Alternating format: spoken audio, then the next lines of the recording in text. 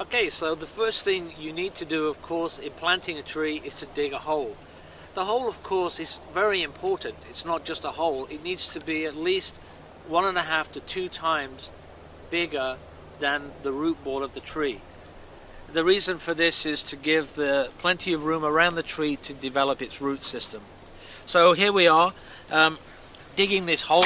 We've measured the depth, we found the tree, we've estimated the depth according to the root ball to the right depth to go in, and we've made it 1.5 to 2 times bigger. And I want to introduce you to a friend of mine, Lindsay Davidson, here at Specimen Trees. This is one of BC's biggest tree nurseries.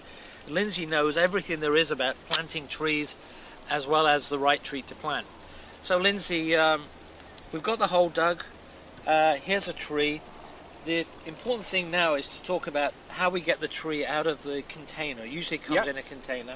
And we have discussed the depth. We've checked the depth because you want to put it in and then plant it immediately. And depth is important. You don't want to go. Why don't you want to go too deep? Well, if you go too deep, you can actually the plant can almost suffocate because you'll end up covering the root mass.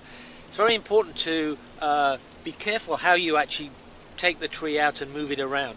For instance, Lindsay, we're going to get this tree out of the container. You show me how we were going to do that. Well, there's actually 2 ways you can do it. Some people like to just tip it over on its side and slide the tree out that way. Yeah. But if the tree has been in the pot for a while, sometimes it's just a matter of tapping the side of the pot, let it fall off, and then set down, and then you look. Branches are in the way here. You look at the root ball. Some trees, if they've been in the pot for a year too long, the roots have a tendency of growing around and in a circle. So one way to counteract that is to, with a good sharp knife, just slice the roots in several places around the root ball, and that'll stop the roots circling, which can eventually strangle the plant, and just only about 1/2 inch deep.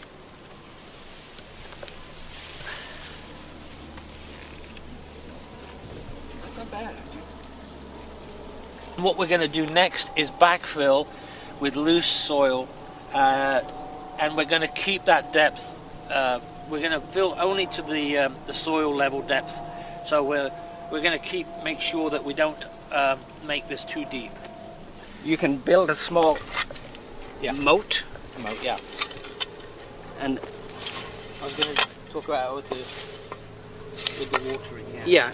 So once you put the water on, it'll stay in there, and then we put the water in there, and it'll not run away on us. New trees need to be babied over the first year. So even though they're still in the ground and they're pretty sturdy things, they need to be kind of looked after. So you don't want them going into summer and left completely without water. You need to kind of take care of them at least for the first year or so until they're really well established.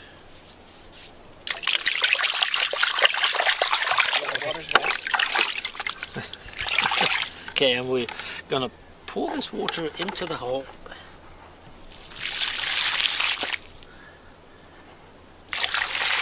New trees generally require 5 gallons of water a week in the summer, but during the winter they can be just left. Particularly here in BC, we get enough moisture and it's not too hot, so they don't need a lot of watering during the winter.